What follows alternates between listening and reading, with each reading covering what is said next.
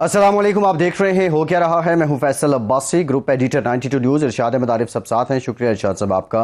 Programme में हमें secretary general Pakistan Tehreek Insaf Asad Umar साहब ने भी ज्वाइन किया। बहुत शुक्रिया असद साहब, आपके वक्त का। आपसे गुफ्तगू करेंगे पंजाब का ज़िमनी इलेक्शन। बज़ाहिर ये इलेक्शन है, लेकिन हकीकत में ये पाकिस्तान तहरीक इंसाफ और मुस्लिम लीग नून की सियासी बका का मार्का है। यहाँ पे जो जमात अक्सरियत लेगी उसकी राह हमवार हो जाएगी वज़ारत आला के लिए। पंजाब की वज़ारत आला अब क्या एक बार फिर से PTI के पास आती है या हमजा शहबाज ही रहेंगे? PTI के पास आने से मुराद ये कि उनके उम्मीदवार परवेज़ इलाही साहब हैं। बहुत से इल्ज़ामात जो हैं वो पाकिस्तान तहरीक इंसाफ की जानिब से आयद किए जा रहे हैं, और जिसमें सर फहरिस्त जो है वो इलेक्शन कमीशन पे बहुत ज़्यादा तनकीद है। फिर प्री पोल रिगिंग को लेकर उमर अयूब साहब ने एक पटिशन दायर कर दी है। यास्मीन राशिद साहिबा ने भी अपने जो रिजर्वेशन हैं वो भी बता दिए हैं इलेक्शन कमीशन को। अब ये शोर क्यों है? अभी इंतखाबात हुए नहीं और पहले से धांधली का शोर क्यों किया जा रहा है? इस पर बात करेंगे। कुछ जो मिस्टर XY की बातें इमरान खान साहब कर रहे हैं, ये सियासत, PTI की सियासत अलजबरा के मसले जैसी क्यों होती जा रही है, इस पर भी बात करेंगे। इरशाद साहब, अभी इलेक्शन होने बाकी हैं। पाकिस्तान तहरीक इंसाफ अगर बहुत कॉन्फिडेंट है कि वो मेजॉरिटी नंबर्स ले जाएगी, तो ये पेशगी धांधली का शोर क्यों मचाया जा रहा है? देखें, इस वक्त जो सूरत हाल है, मौजूदा हुक्मरान इत्तेहाद मुस्लिम लीग नून का हाल और मुस्तकबिल इन ज़िमनी इंतखाबात से वाबस्ता है, और तहरीक इंसाफ का मुस्तकबिल वाबस्ता है, सियासी मुस्तकबिल वाबस्ता है। अगर तो तहरीक इंसाफ ये इलेक्शन जीत जाती है, इन मानों में कि वो 11-12 सीटें ले जाती है, तो इसका मतलब ये है कि पंजाब मुस्लिम लीग नून के हुक्मरान इत्तेहाद के हाथ से निकल जाता है। लेकिन अगर वाइस वर्सा ऐसा होता है कि हमजा शहबाज की हुकूमत कायम रहती है, तो इसका मतलब है कि एक बड़ी स्ट्रगल करनी पड़ेगी तहरीक इंसाफ को अगले शफाफ इंतखाबात के लिए, खा वो इस साल हूँ या अगले साल हूँ, क्योंकि इन इंतखाबात में अगर शिकस्त हो जाती है तहरीक इंसाफ को, तो फिर उसके लिए जल्द इंतखाबात का हुसूल आसान नहीं रहेगा। हुक्मरान इत्तेहाद के एतमाद में मज़ीद इजाफ़ा होगा। वो ये आसानी से कह सकेगा कि इमरान खान के नैरेटिव को या इमरान खान की मज़लूमियत को, तहरीक इंसाफ की मज़लूमियत को अवाम ने मुस्तरद कर दिया है, और जिन लोगों ने बगावत की थी उनको कबूल किया है, उस बगावत पर मोहर तस्दीक सब्त कर दी है। इसलिए दोनों पार्टीज़ जो हैं, दोनों जमातें और एक हुक्मरान और अपोजिशन, दोनों पूरा ज़ोर लगा रहे हैं। और वो ये इलेक्शन जो हैं ये बेसिकली अब ज़िमनी इंतखाबात नहीं रहे, ये आम इंतखाबात से इनकी अहमियत बढ़ गई है। यानी आम इंतखाबात में तो ये होता है कि दोनों को एक लेवल प्लेइंग फील्ड मिली होती है, दोनों जो हैं, जो हमारे यहाँ निगरान हुकूमत के ज़ेर निगरानी हो रहे होते हैं, दोनों बराबर की सतह पर। इस वक्त एक तरफ एक हुकूमत है, दूसरी तरफ एक अपोजिशन है, और इल्ज़ामात दोनों एक दूसरे पर लगा रहे हैं। लेकिन असद उमर साहब से पूछते हैं कि इस वक्त जो फ़ज़ा है पंजाब में, उसको आप कैसा महसूस कर रहे हैं, और धांधली के इल्ज़ामात जो आप लगा रहे हैं इमरान खान साहब और आपके जो उम्मीदवार हैं पंजाब की वज़ारत आला के, परवेज़ इलाही साहब, बाकी जो दोस्त, तो उनके पीछे कोई आपके पास एविडेंस भी हैं, या सिर्फ ये है कि अगर हार हो तो हार को कवर करने के लिए इल्ज़ामात लगाए जा रहे हैं? असद उमर साहब जी, शुक्रिया जी। पहली बात तो आप पूछ रहे थे कि इस वक्त फ़ज़ा कैसी है पंजाब के बाई इलेक्शन की। फ़ज़ा तो जी अल्हम्दुलिल्लाह तहरीक इंसाफ के लिए इस वक्त इंतहाई साजगार है। एक इमरान खान की हवा चल रही है, पूरे मुल्क के अंदर चल रही है, और वो पंजाब के अंदर भी हमें नज़र आ रही है, और इन इलेक्शंस के अंदर ख़ास तौर पे नज़र आती है। वो चाहे आप हमारे टीम्स जो हैं जो डोर टू डोर कैंपेनिंग करने के लिए जा रहे हैं, आप उनसे पूछ लें, हमारे कॉल सेंटर वाले जो कॉल करके बात करते हैं लोगों से, उनसे बात कर लें, या आप इमरान खान के जलसे देख लें, आपको हर जगह वो हवा जो है वो नज़र आती है, बड़ी वाज़ेह तौर के ऊपर नज़र आती है। और जो आपका सवाल है कि ये जो धांधली का इल्ज़ाम है और हम ये बात अभी से उठा रहे हैं, तो इसकी क्या वजह है? तो सारी बात ही यही है कि जी हम ये तो नहीं कि नतीजा देख के उसके बाद हम कहेंगे कि कोई काम ठीक हो रहा था कि गलत हो रहा था। हम तो कह रहे हैं कि जो हमें गलत आज नजर आ रहा है उसकी निशानदेही हमने आज करनी है। और ये बात सिर्फ जलसे में तकरीर तक नहीं है, ये सिर्फ टीवी टॉक शो के लिए नहीं है। हमने बाकायदा शवाहिद के साथ पिटिशन फाइल की है हाई कोर्ट के अंदर। आज तो बड़ी तफसील की एक से ज़्यादा पिटिशन फाइल हो चुकी है, लेकिन आज 20 हलकों में तमाम शवाहिद इकट्ठे करके कि किस तरीके से जो सुप्रीम कोर्ट की वाज़ेह हिदायत थी, तो सिर्फ इलेक्शन के रूल तो होते ही होते हैं, उसके अलावा 1 जुलाई का जो सुप्रीम कोर्ट का फैसला था उसमें बड़ी वाज़ेह हिदायत थी कि इंतजामिया को नहीं इस्तेमाल किया जाएगा इस इलेक्शन पे असरअंदाज होने का। वो तो रोज़ाना की बुनियाद पे हर हल्के के अंदर नज़र आ रहा है। जी अच्छा, ये फरमाएं कि अगर मुतवक्के नताइज नहीं मिलते, जो खान साहब को तवक्को है, आपको तवक्को है, जमात को तवक्को है, तो फिर आपकी हिकमत अमली क्या होगी? आप नताइज को तस्लीम नहीं करेंगे और फवाद चौधरी साहब जो धमकी दे रहे हैं कि जी फैसला कर लें कि इनकलाब इलेक्शन के ज़रिए आएगा या श्रीलंका मॉडल आएगा, इस तरह की प्लानिंग है आपकी? देखिए नहीं, अभी तो हमारी तवज्जो जो है वो बिल्कुल ज़ाहिर मरकूज़ है इस इलेक्शन के ऊपर। इस इलेक्शन के अंदर जो इलेक्शन लड़ने की तमाम तैयारी हो सकती है, उस तैयारी के साथ इलेक्शन लड़ा जाएगा। पैगाम इमरान खान का, तहरीक इंसाफ का बयानिया आवाम तक पहुंचाया जा रहा है। इलेक्शन के दिन के जो तमाम लवाजमात होते हैं वो भी पूरे किए जाएंगे। कानूनी रास्ता भी इख्तियार किया जा रहा है। इलेक्शन कमीशन को भी आज उमर अयूब साहब गए थे वक्त लेकर, उन्होंने पिटीशन दी है जिसके अंदर तमाम उन्होंने जो मुख्तलिफ वायलेशन हो रही हैं, जो बेज़ाब्तियाँ हो रही हैं, उनकी तफसील जो है इलेक्शन कमीशन को, सेक्रेटरी को भी दी है। इसी तरीके से हाई कोर्ट के अंदर भी जमा कराई है। तो हम तो इस वक्त ये सोचने को तैयार नहीं है कि ये इलेक्शन जो है उस दिन फेयर नहीं होगा। हम हर मुमकिन कोशिश जो हमारे इख्तियार में है वो हमने करना है कि ये इलेक्शन करवाना है, हर सूरत में इसको फेयर कराना है। जी जी जी सही है। अच्छा असद साहब, ये मिस्टर XY का क्या किस्सा है? देखिए इस वक्त जैसे मैंने पहले कहा कि हम तो बाकायदा शवाहिद के साथ बता चुके हैं कि किस तरीके से बेज़ाब्तियाँ हो रही हैं, और वो एक जगह नहीं हो रही, वो तकरीबन तमाम हलकों में होती हुई नज़र आ रही हैं। तो मामला जो है वो इलेक्शन कमीशन सिर्फ अपने इंतज़ामी इख्तियार से ये इलेक्शन नहीं करा रहा है, उसके अंदर भरपूर तरीके से हुकूमत की हमें इंटरफेरेंस नज़र आती है, उनके सरकारी अमले की इंटरफेरेंस नज़र आती है। तो वो मिस्टर XY हैं या बहुत सारे मिस्टर X मिस्टर Y हैं जिनकी तरफ से ये किया जा रहा है, लेकिन किया तो जा रहा है, उसमें तो कोई शक नहीं है। अच्छा, ये फरमाएं कि ये आप एक तरफ इलेक्शन लड़ रहे हैं, दूसरी तरफ हुकूमत की तरफ से कुछ एहतसाब जो आपका नारा था वो उन्होंने हाईजैक कर लिया है। फराह खान को नैब ने तलब कर लिया है, शेख रशीद साहब आपके इत्तेहादी हैं, उनको तलब किया एंटी करप्शन ने 15 तारीख को। तो आप इस बात की तो हिमायत करते होंगे कि एहतसाब होना चाहिए, सबका होना चाहिए? जी बिल्कुल, एहतसाब जो है कानून के मुताबिक हो, एक शफाफ तरीके से किया जाए, बिल्कुल होना चाहिए। हमने तो कभी भी नहीं ये कहा कि ये तहरीक इंसाफ जो है इससे मुबर्रा होनी चाहिए। पहले भी मैं कई दफ़ा मिसाल दे चुका हूँ कि तहरीक इंसाफ की हुकूमत होते हुए, इमरान खान की हुकूमत होते हुए, दो अहम तरीन वज़रा पंजाब हुकूमत के नैब ने न सिर्फ उनके खिलाफ केस किया बट उनको हिरासत में भी लिया। और तो तहरीक इंसाफ तो कभी भी जो है इंसाफ से नहीं भागती। इमरान खान साहब से जो सवाल पूछे गए थे सुप्रीम कोर्ट में, तो वो 6-7 महीने खड़े होके 40-40 साल पुरानी दस्तावेजात जाके अपना दिफा करते रहे और तमाम सबूत पेश करते रहे। तो बिल्कुल एहतसाब होना चाहिए, सबका होना चाहिए, लेकिन साफ शफाफ तरीके से होना चाहिए, कानून और कायदे के मुताबिक होना चाहिए। अच्छा, ये धांधली का आप जब आपकी तरफ से इल्ज़ामात लाए, आप इलेक्शन कमीशन में भी चले गए, हाई कोर्ट्स में भी चले गए, तो धांधली रोकने के लिए आपने, आपकी जमात ने ख़ुद क्या इक़दामात किए हैं इलेक्शन डे पर, प्री पोल और रिज़ल्ट्स के तैयारी के मौके पर? देखिए इसके अंदर जो तमाम अमला है उनकी तैयारी करना, ट्रेनिंग तरबियत करना, लोगों को मोबिलाइज करना, हमारे तकरीबन आप समझ लें कि सारे पाकिस्तान से तहरीक इंसाफ के जो रहनुमा हैं उनको इस कैंपेन के अंदर शरीक किया गया है। और इलेक्शन डे के दिन तो आप समझ लें कि पूरी पार्टी की जिम्मेदारियां लग गई हैं। अभी मैं शाम को अभी दफ्तर में ही बैठा हुआ हूँ, हम यहाँ पे जिम्मेदारियां फाइनल कर रहे थे, तो तमाम लोग जो है उनकी जिम्मेदारियां लगेंगी, यूनियन काउंसिल लेवल के सतह के ऊपर लगेंगी। तो पूरी भरपूर तरीके से पार्टी, अपने लीडर्स, पार्टी के वर्कर्स, नौजवान जो हैं वो सब ड्यूटी देंगे, उन सब ने पहरा देना है कि इलेक्शन डे पे धांधली ना हो सके। जी जी जी चाहिए।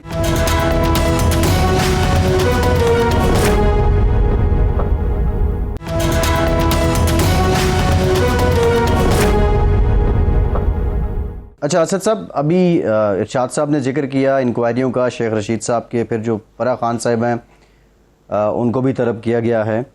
आप क्या समझते हैं ये फराह गोगी के ज़रिए इसका दायरा कार जो है मौजूदा हुकूमत मुतासर करना चाहती है, साबिक वज़ीर-ए-आज़म के घर को, साबिका खातून अव्वल तक ये पहुँचना चाहते हैं, उनको शामिल तफ्तीश करना चाहते हैं, या ये मामला फराह गोगी तक ही रहेगा? ये तो इसका जवाब तो हुकूमत ही दे सकती है जी, लेकिन जैसे मैंने कहा कि कभी अगर जायज़ कानून के मुताबिक एहतसाब की बात कर रही हो तो तहरीक इंसाफ उससे भागने वाली नहीं है। मसला इनके साथ ये हो रहा है कि इन्होंने खंगाल के रख दिया इनको इमरान खान के ऊपर, मिल कुछ नहीं रहा। तो अब जो है वो इल्ज़ामात ही हम सुनने को मिलते हैं या किसी और तरफ निशाना चला जाता है। ये बुरी तरीके से नाकाम हो चुके हैं। इनको पहले ये पाकिस्तान में किसी गली में जाके, मोहल्ले में जाके पूछ लेते लोगों से, तो आपको हर पाकिस्तानी इस बात की गवाही दे सकता था कि इमरान खान जो है वो सादिक भी हैं, अमीन भी हैं, और कुछ मिलना नहीं है उनके ऊपर। वही सूरत हाल है, उन्होंने खंगाल लिया, उनको कुछ नहीं मिल रहा है इमरान खान के ऊपर। तो अब ये इधर उधर की हवाई फायर कर रहे हैं, इससे भी निकलना कुछ भी नहीं है इनके पास। अच्छा असद साहब, ये फरमाया, आप वज़ीर ख़ज़ाना भी रहे, इस वक्त तमाम जो शराइत हैं वो मान ली, और राना सनाउल्लाह साहब कहते हैं कि हमने वो शराइत भी पूरी कर दी जो पूरी नहीं हो सकती थी, नहीं करनी चाहिए थी, हमारी नाक से लकीरें निकलवा दी। उसके बावजूद IMF के साथ मुआहदा नहीं तय पा रहा। तो आप क्या समझते हैं कि क्या मामलात अटके हुए हैं? कौन सी शर्त है जो मौजूदा हुकूमत पूरी नहीं कर रही, या ये कोई सियासी हरबा है IMF का? पहली बात तो ये कि खबर ये है कि मायदा शायद अब फाइनल होने वाला है और जल्द फाइनल हो जाएगा। अच्छा। लेकिन ये 2 दफा पहले भी ऐसी खबर आ चुकी है, देखें क्या बनता है। लेकिन खबर, इस वक्त की खबर यही है कि शायद मायदा जल्द होने वाला है। हाँ, जो आखिरी चीज थी जिसके ऊपर, आखिरी चीज जिसके जी आखिरी चीज जिसके ऊपर रुका हुआ था, खैर मुफ्ता साहब ने तो 22 या 23 मई को भी यही कहा था कि 2 दिन के अंदर मायदा हो जाएगा। फिर उन्होंने जून के पहले अशरे में कहा, फिर उन्होंने जून के आखिरी दिनों में कहा, अब जुलाई आ गया। कभी ना कभी उम्मीद है वो सच्चे साबित होंगे, कभी ना कभी तो हो जाएंगे। जो शर्त जिसके ऊपर आखिरी वक्त जो रुका हुआ था मामला, वो ये था कि जब इन्होंने नैब के कानून के अंदर जिस तरीके से तमाम तरामीम की और यकमुश्ती 1100 अरब रुपए की चोरी को उन्होंने माफ करवा लिया, तो उसके ऊपर जाहिर है IMF को भी खदशा पैदा हुआ, और जो पैसे और आने डॉलर, उनको भी ये सवाल उनके जहन में खड़े हुए कि ये ज्यादातर डॉलर के पाकिस्तान की अवाम तक पहुंचेंगे या वापस ये कोई सरे के महल बन जाएंगे और पार्क लेन के अपार्टमेंट्स इसके आ जाएंगे, या लंदन में वो स्विट्जरलैंड में डायमंड के नेकलेस निकल आएंगे। तो उसके ऊपर बातचीत चल रही थी। ये पाकिस्तान की हुकूमत का कहना यह था कि एहतसाब से आपका कोई ताल्लुक नहीं होना चाहिए। उनका कहना यह था कि उनका अगर पैसा आ रहा है तो उनका हक बनता है कि कोई एहतसाबी अमल हो पाकिस्तान। मतलब ये भी पाकिस्तान की तारीख में पहली दफा हुआ है। इंतहाई शर्मिंदगी की बात है कि बैनुल अक़वामी इदारों के सामने हम इसलिए बैठे हुए हैं कि वो बैनुल अक़वामी इदारे कहते हैं कि जिसको हम पैसा दे रहे हैं उनका माजी चोरी से भरा हुआ है, तो उनको शक है कि मुस्तकबिल में दोबारा चोरी ना हो, इसलिए वो ऐसी शराइत लगा रहे हैं। तो ये कोई CPEC के हिसाबात, अकाउंट्स का और डिफेंस बजट के हवाले से भी कोई शर्त है IMF की? तो मुझे इस बारे में पता नहीं है। पहले भी इरशाद साहब खबर आती थी, जो हम बैठे थे हमारे वक्त में जिस वक्त मायदा होने वाला था, तो पहले दिन आके उन्होंने CPEC के ऊपर सवाल किए थे।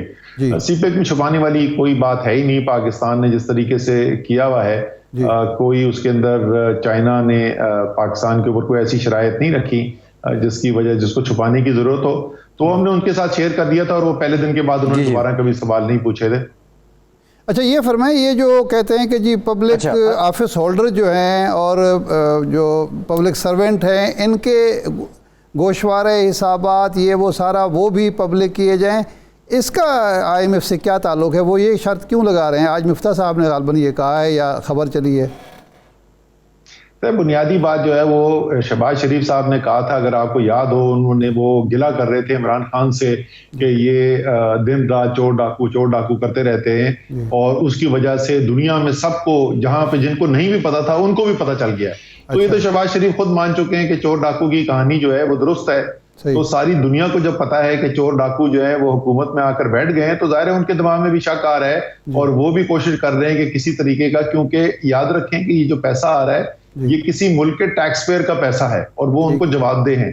तो इसलिए वो चाहते हैं कि कम से कम वो अपनी ये कह सकें कि उन्होंने अपनी हद्दुल इम्कान कोशिश की थी कि ये जो अब पैसा आएगा इसके अंदर चोरी ना हो। जी जी जी जी जी जी। अच्छा असद साहब, अभी जो पेट्रोलियम मसनूआत की कीमतों में रद्दोबदल की इत्तलात हैं, ओगरा ने समरी भी मूव कर दी है। अगर ये कीमतें कम होती हैं क्योंकि इंटरनेशनल मार्केट में खाम तेल की कीमत नीचे गई है, आप क्या समझते हैं IMF को इस पर कोई रिजर्वेशंस हो सकती हैं अगर मौजूदा हुकूमत अभी ये कीमतें कम कर देती है? और दूसरा, आपकी जमात के कुछ लोग कह रहे हैं कि ये एक इंतखाबी स्टंट खेलने की कोशिश की जा रही है इलेक्शन से पहले। ये बात किस बेस पे की जा रही है जब इंटरनेशनल मार्केट में कीमतें कम हो गई? देखिए, दो चीजें इसके अंदर। एक तो आलमी मंडी के अंदर वाकई में कीमतें कम हुई हैं। $123 तक ऑयल की प्राइस चली गई थी, वो $99 के ऊपर आई भी थी, तो उसके अंदर वाजे कमी हुई है और इसलिए एक बहुत बड़ी कमी पाकिस्तान की पेट्रोल की प्राइसेस के अंदर होनी चाहिए। जहां तक वो IMF वाला बात है, वो इसलिए कि इन्होंने कमिटमेंट की हुई है कि जो टैक्स लगता है उसके ऊपर, जो PDL लगता है पेट्रोलियम मसनूआत के ऊपर, उसको इन्होंने मजीद बढ़ाने की कमिटमेंट की हुई है IMF को। तो इस वक्त खदशा ये है कि ये एक तरफ तो इंटरनेशनल प्राइस कम करेंगे, लेकिन दूसरी तरफ क्योंकि IMF को कमिटमेंट की हुई है, तो ये इलेक्शन से 2 दिन पहले कीमत कम करके और इलेक्शन के 5 दिन के बाद या 10 दिन के बाद जो है वापस उसका इजाफा कर देंगे पेट्रोलियम लेवी की शक्ल के अंदर। इसलिए ये शक किया जा रहा है। लेकिन जाहिर है ये पाकिस्तान के अवाम के साथ बहुत बड़ा जुल्म होगा कि आलमी मंडी के अंदर तेल की कीमतें अगर इतनी कम आ गई हैं।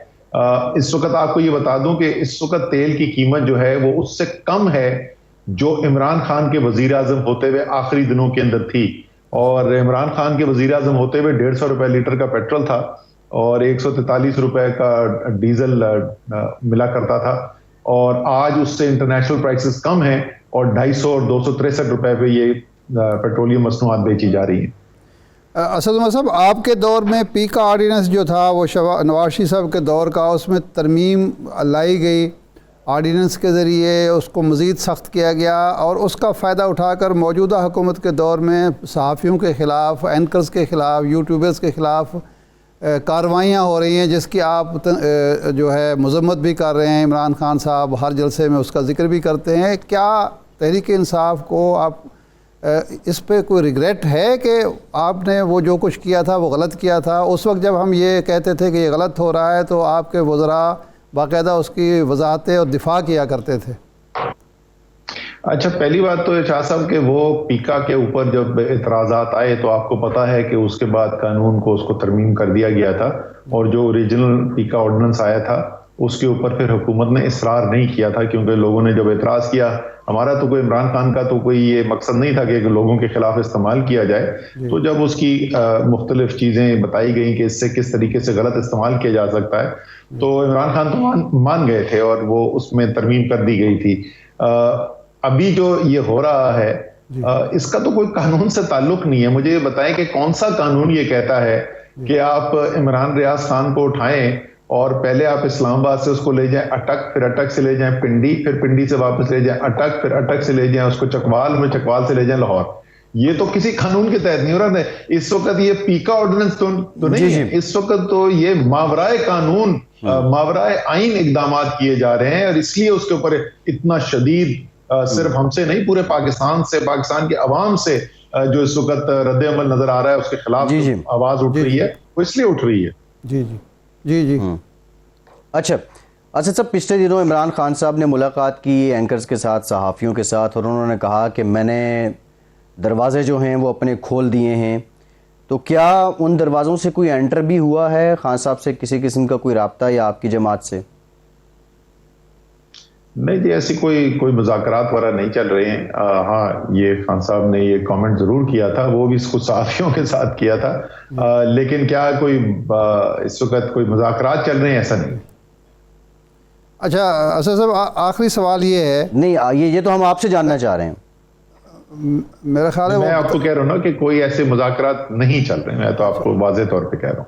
अच्छा, आखिरी सवाल ये है, ये फरमाएं कि अगर आपकी तवक्कुआत के मुताबिक नताइज नहीं आते तो क्या आप नताइज को तस्लीम करेंगे, नंबर 1, और अगर ऐसी सूरत हाल पैदा होती है तो फिर आप कौमी असम्बली वाला जो एक्ट है वो पंजाब असम्बली में करेंगे कि इस्तीफ़े दे दें और निकल जाएं असम्बली से? शाह साहब, मैंने जैसे पहले कहा ना कि मैं तो इस मफरूजे के ऊपर अभी जवाब देने को ही नहीं तैयार हूं। अभी तो हमने इलेक्शन जीतना है इंशाल्लाह ताला। अच्छा। और धांधली होने नहीं देनी। हमारा इस वक्त फोकस उसी चीज के ऊपर है। बाकी ये बहुत सारे और भी जर्नलिस्ट पूछते हैं, सहाफी पूछते हैं ये सवाल कि क्या आप मानेंगे? भाई अगर धांधली होगी तो हम बोलेंगे धांधली हुई है, नहीं धांधली होगी तो हम नहीं बोलेंगे। बड़ा आसान है। अगर ये चाहते हैं कि हम धांधली की बात ना करें, धांधली ना करें, हम बात भी नहीं करेंगे। जी ठीक, बहुत शुक्रिया सेक्रेटरी जनरल पाकिस्तान तहरीक इंसाफ असद उमर साहब। आपके वक्त का एक ब्रेक लेते हैं, ब्रेक के बाद इसी मामले पर बात करेंगे। हमारे साथ रहिए।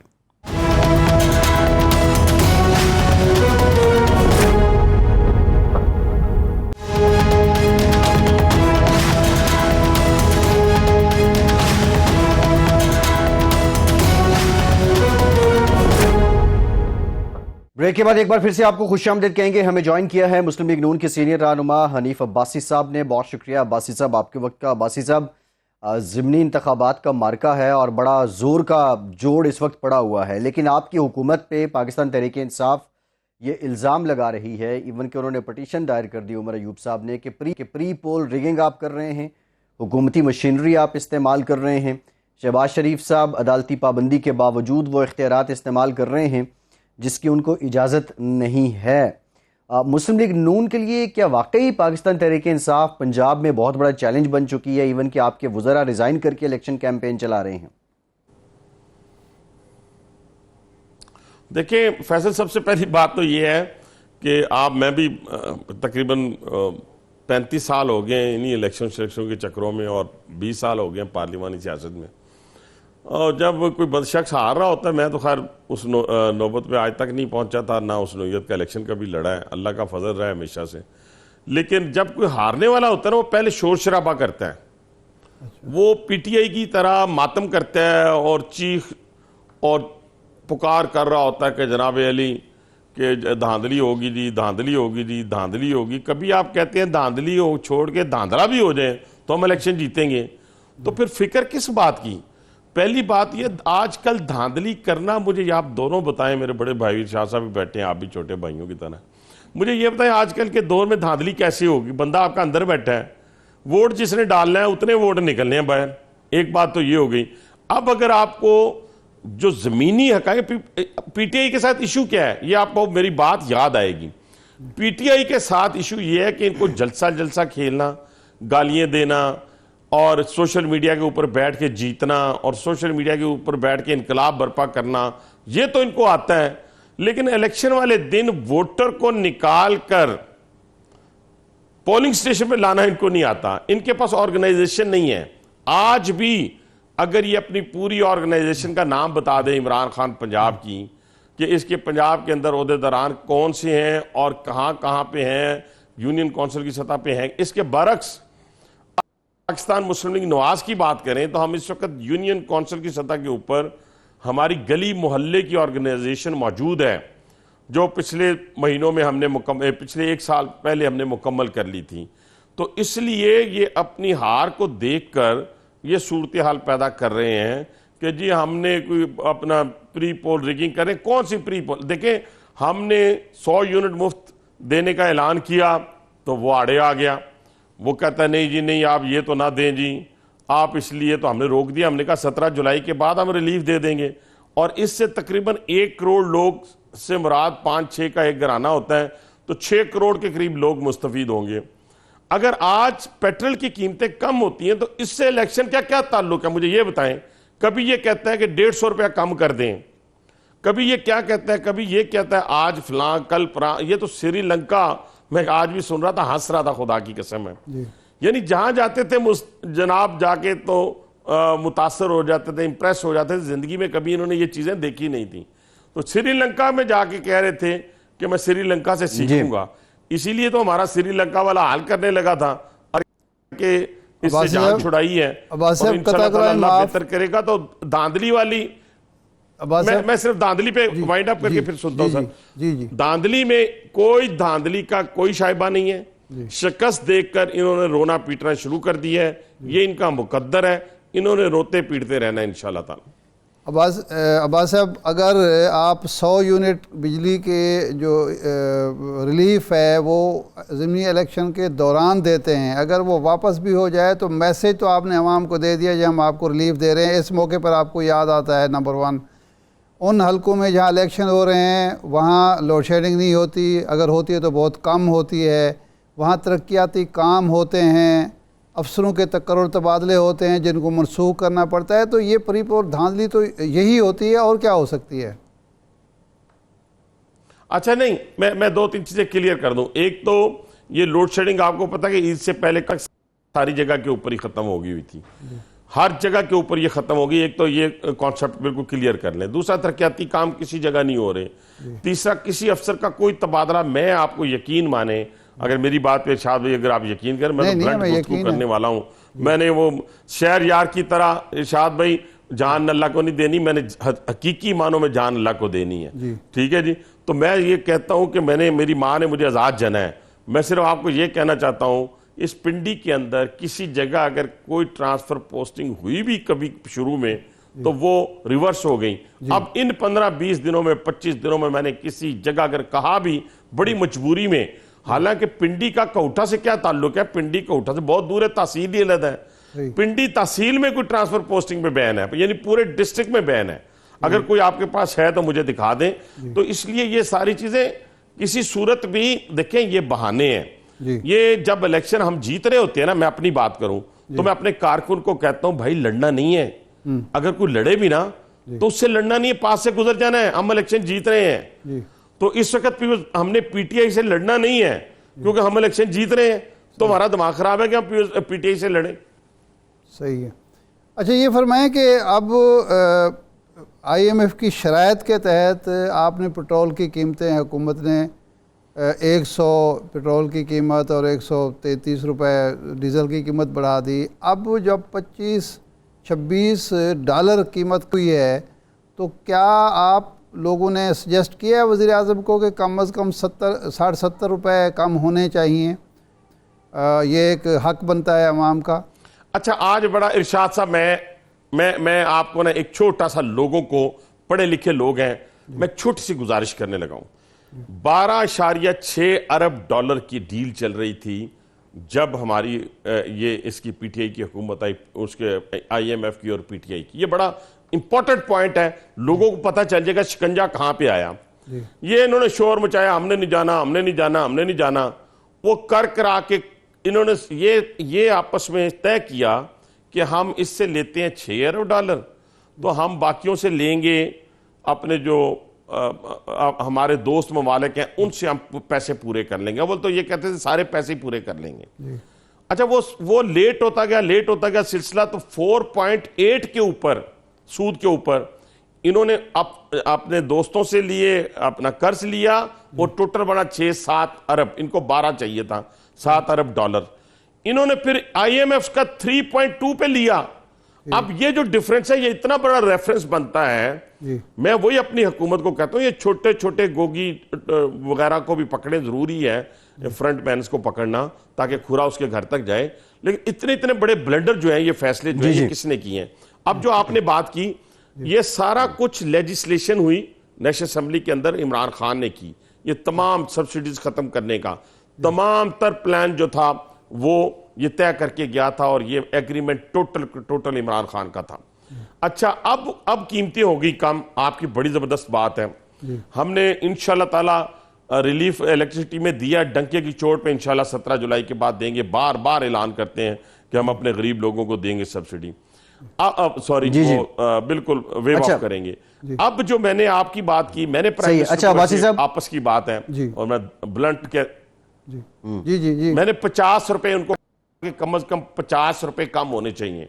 अच्छा। उन्होंने मुझे कहा कि देखिए, हम इमरान खान की तरह झूठ नहीं बोलेंगे, कॉस्मेटिक स्टाइल नहीं अपनाएंगे, हम सच बताएंगे कौम को। तो मेरा ख्याल है, जो मेरा आइडिया है, फिर भी 30-40 रुपए इंशाल्लाह ताला कम होगा। और ये अगर मुझे जो आगे प्रिडिक्शन है, ये ऑयल की कीमतें कम होती जाएंगी और हम पास ऑन करते जाएंगे अपने लोगों को जिन्होंने ये कुर्बानी दी है, उनको हम इंशाल्लाह पास ऑन करेंगे। भाई साहब, ये तो आपकी खुशबख्ती 2013 से 18 में भी रही ना कि ऑयल की कीमतें नीचे आई, लेकिन सवाल ये है, अभी आपने केसेस की चले, बात अगर की, हमारी आपके खुशबख्ती हनीफ अगर हैं, आ दुबई जाती की है, हनीफ हैं अगर आप। बदबख्ती होती हरीफ हैं है आपके इनफैक्ट। सर, बदबख्ती भी तो हमारी होती है ना।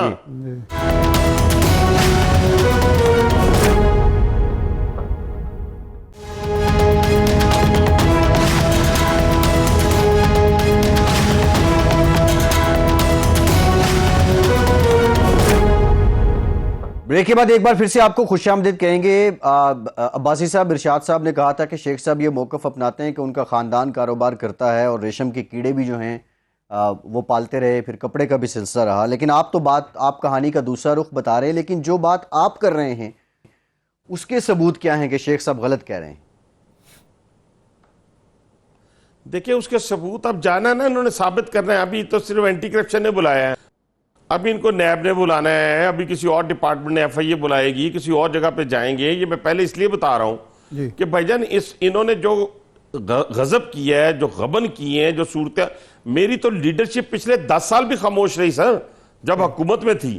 इनका ये कहते हैं कि ठीक है, हमें कोई बेशक फांसी की कोठरियों में डाल दे, हमारी माँ बहन और बेटी को रुसवा करे, लेकिन अगर मैं कह दूं कि जी विग उतार के लाना है और 5 लाख रुपए इनाम मिलेगा, तो मुझे कहा जाता है जनाब कि नहीं भाई साहब यहां जरा हाथ होला रखें। ये मैं आपको हकीकी मानों में बता रहा हूं। इतने वजहदार लोग हैं ये। अच्छा। लेकिन ये वजहदारी मेरी सियासत में नहीं है भाईजान। ये देखें, इस बंदे का 5000 कनाल का, सिर्फ बाकी जो हजारों कनाल मुख्तलिफ जगहों पे है वो अलग है। 5000 कनाल का फार्म हाउस है, फार्म हाउस। और जिसपे घोड़े पे बैठ के सारी जिंदगी बता, गधे पे ना बैठा हो, वो घोड़े पे बैठ के अर्तुगुल बन जाए तो वो बनता नहीं है। तो ये भाईजान इनको साबित करना है, जैसे हम साबित करते आए हैं। हम नैब में साबित करते आए हैं, हम एंटी करप्शन में साबित करते हैं, हम ANF में साबित करते हैं। वो हमारी तो जिंदगी ही गुजर गई है। जिनके पास एक कनाल का घर है तो कुछ 10 मरले की और जगह होगी, हमें साबित करते हुए नहीं 20 तो साल गुजरेंगे। ये तो नैब में आप जा रहे चाहिए। नैब में आप जा रहे हैं इनके खिलाफ? सर जी मैंने तो नहीं जाना ना। जो लोग दबे बैठे हुए थे वो लोग निकल आए हैं ना, उन्होंने जाना है। मैं तो सियासी तौर के ऊपर, देखें अरशाद भाई, इसने मेरे पे 302 का मुकदमा करवाया, इसने मेरे पे दहशतगर्दी का एक दफा करवाया, इसने मेरे पे 9C मैंने कभी इस पे कोई 10 साल में इक्तदार में रहा हूं। शहबाज शरीफ साहब चीफ मिनिस्टर रहे हैं, मैं उनका छोटा मोटा कारकुन रहा हूं, MNA रहा हूं। मेरी तरफ से कोई एक एप्लीकेशन थाने में बता दे कि मैंने हमेशा इसका सियासी मुकाबला किया है। मैंने 70 हजार वोटों से इनको चाचा भतीजे को हराया है, फिर भी अल्लाह मुझे मौका देगा। लेकिन मैं फिर कहता हूं कि अगर इमरान खान हो, शेख रशीद हो, कोई हो, केस बनाए, मजबूत बनाए, अल्लाह का नाम ले, पकड़े, रिकवरी करें और जेलों में डालें। अच्छा, आप फरमा रहे हैं कि हमारी जमात बहुत वज़ादार है, वो सियासी मुखालिफिन से ना इंतकाम लेते हैं ना मुकदमात बनाते हैं। लेकिन राना सनाउल्लाह साहब का एक चल रहा है कि जी अगर कोई इमरानी बौला के अल्फाज हैं, बौला अगर मिल जाए, कोई आवाज़ा कसे तो उसकी वीडियो बनाएं, हमारे पास भेजें, साइबर क्राइम के तहत मुकदमा करेंगे, पासपोर्ट ज़ब्त करेंगे, शनाख्ती कार्ड ख़त्म करेंगे, उसकी शरीयत ख़त्म करेंगे। तो ये कहाँ की वज़ादारी है? नहीं, ये देखें मेरी बात सुने, ये राना सनाउल्लाह साहब का अपना पॉइंट ऑफ व्यू होगा, एहसन इकबाल साहब का अपना तरीकाकार था, हनीफ अब्बासी का अपना तरीकाकार है। फर्ज किया मुझे अगर कोई ऐसे मिल जाए ना तो मैं इंशाअल्लाह ताला पूरी तसल्ली करवाऊंगा। अच्छा। पूरी तसल्ली करवाऊंगा। और तसल्ली कैसी होगी? जो मुस्तफा नवाज खोखर ने की थी। यानी अगर कोई फिजिकल होगा तो उसको इंशाल्लाह उस तरह जवाब दिया जाएगा। अच्छा। अगर कोई इस तरह मेरी जात के ऊपर, मेरी सेल्फ रिस्पेक्ट के ऊपर बात करेगा तो मैं उसकी जात के ऊपर बड़े प्यार से बात करूंगा। उसको मैं किसी खातून को गाली नहीं दूंगा, उसको धक्का नहीं दूंगा, उसे मैं कुछ भी नहीं करूंगा, लेकिन उसको मैं शर्म दिलाऊंगा कि तू अपने हस्बैंड के साथ है, अपने भाई के साथ है, अपने बेटे के साथ है, बीबी अपनी इज्जत का ख्याल कर। अगर फिर भी उसको ख्याल ना आया तो हाथ में रख के भेज देंगे। अच्छा, आप फरमा रहे हैं कि ज़िमनी हमारा वो ये मेरा जी मैं ये मुकदमे, मैं इस सूरत हाल में मुकदमों का कायल नहीं हूं कि अगर आपको किसी ने, हम पॉलिटिशियन है, सियासत में है, सियासत में आपको लोग पसंद भी करते हैं, नापसंद भी करते हैं, लेकिन हमने जिंदगी में ये चीजें नहीं देखी थी। तो ये सियासी तौर के ऊपर ये सारी चीजें इन्होंने गंदा किया है, मान लें। तारीख बताएगी, सियासी कारकुन बताएगी, मुतहर्रिक सियासी कारकुन है। इस इलेक्शन में, ज़िमनी इलेक्शन में आपका मुकाबला तहरीक इंसाफ से है या महंगाई से है?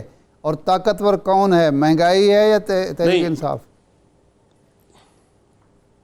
नहीं, ताकतवर तो आपकी बात अगर सच बोला जाए तो महंगाई है, इसमें तो कोई शक नहीं है। अच्छा। लेकिन आप देखें ना, लोगों को मालूम है, एक देखें इरशाद भाई, जब नीम हकीम से पिंडों बंदा इलाज करांदा है ना सर, तो फिर उसके बाद वो पिंडी आता है, और जिस सर्जन के पास आता है वो सर्जन 6 महीने 8 महीने लेता है उसका जख्म ठीक करने में। अच्छा, ठीक है सर। अब इस नीम हकीम से ये पाकिस्तान आया है एक सर्जन के पास, अल्लाह ताला के फजल करम से मुझे उम्मीद है सर, मेरे बहुत जो शख्स वजीर आजम होते हुए मुझे कहे कि यार वो जो ऑरेंज बस चलाई थी एयरपोर्ट तक पेशावर मोड़ से, उसके बूटे लगे हैं, फल बूटे लगे हैं कि नहीं, पौधे लगे हैं, फूल बूटे लगे हैं कि नहीं लगे। अच्छा। आप अंदाजा लगाए ना। अच्छा। उस बंदे को आप कहेंगे कि वो इन चीजों को रिवर्स नहीं करेगा, इंशाअल्लाह ताला वो चीजें रिवर्स होंगी, ये महंगाई रिवर्स होगी, और अल्लाह ताला के फजल करम से ये 7-8 महीने का पीरियड, वक्त के साथ साथ आप देखिएगा चीजें कैसे ठीक होंगी इंशाअल्लाह ताला। जी जी, सही है। भाई साहब, ये जो सर्जन का आप जिक्र कर रहे हैं, ऑपरेशन थिएटर में क्या आलात मौजूद है सर्जरी करने के लिए? क्योंकि हुकूमत तो ये कहती है कि इमरान खान साहब तो आलात भी नहीं छोड़ कर गए। नहीं सर, देखिए मेरी बात सुने, ना छोड़ के गया, हम आलात नए खरीद लेंगे, हम डिस्पोजेबल ले लेंगे, कुछ ना कुछ कर लेंगे, और हमें तरीकाकार आता है उसका। मैं वजह बताता हूँ, 4 साल से मेट्रो नहीं चली थी ये वाली एयरपोर्ट वाली, 4 साल से। ये बात बिल्कुल आपकी ठीक है, इसका जवाब सेकंडों में मेरे जेहन में आ गया है। तो ओथ लेने के दूसरे दिन उन्होंने मुझसे पूछा कि पिंडी इस्लामाबाद की जो मेट्रो चल रही है, इसकी कोई बसें एक्स्ट्रा पड़ी हैं? मैंने कहा जी मैं पता करके बताता हूं, क्योंकि मैं तो इन टच नहीं रहा 4 साल। मैंने पता किया, उन्होंने कहा जी हमारे पास 15 एक्स्ट्रा बसें पड़ी हैं। इन्होंने मेरी ये बात सुनी, फोन बंद कर दिया, मुझे नहीं पता क्या करना था आगे। अगले दिन इन्होंने सुबह 6:30 बजे मुझे भी बुला लिया, कमिश्नर को भी बुला लिया इस्लामाबाद। तो उसको बोला कि अभी ये बस क्यों नहीं चल रही? उन्होंने कहा जी बसें नहीं है, ये नहीं है, वो नहीं है। उन्होंने कहा अच्छा बसें हैं, आप तैयारी करें, फलां तारीख को 4 दिन बाद आप चलाएंगे यहाँ पे मेट्रो, 15 बसें लें, इसके ऊपर ऑरेंज स्टिकर लगाएं। ठीक है सर। वो ऑरेंज स्टिकर लग के जी। चौथे दिन वो बसें चलना शुरू हुई, लोगों को रिलीफ मिलना शुरू हो गया। सुन लीजिएगा, अल्लाह के फजल करम से 30 दिन के अंदर नई बसें भी आ गई। सही। वो बसें उधर चली गई। मैंने परसों चौथ प्राइम मिनिस्टर के साथ 12 कौ और रवात वाली का इफ्तिताह किया है, ब्लू लाइन का और ग्रीन लाइन का। आप यकीन माने लोग उसमें भरे पड़े हैं। अच्छा, जब पेट्रोल की कीमत बढ़ी तो राइडरशिप बढ़ी गई। भाई साहब, ये यकीनी तौर पे पेट्रोलियम प्राइसेस ऊपर जाने के बाद ये रिलीफ तो है। भाई साहब, प्रोग्राम का टाइम खत्म हो गया है। आने वाले दिनों में आपको फिर ज़हमत देंगे। फिल वक्त बहुत शुक्रिया आपका हनीफ अब्बासी साहब। इरशाद साहब आपका शुक्रिया, इजाज़त दीजिए।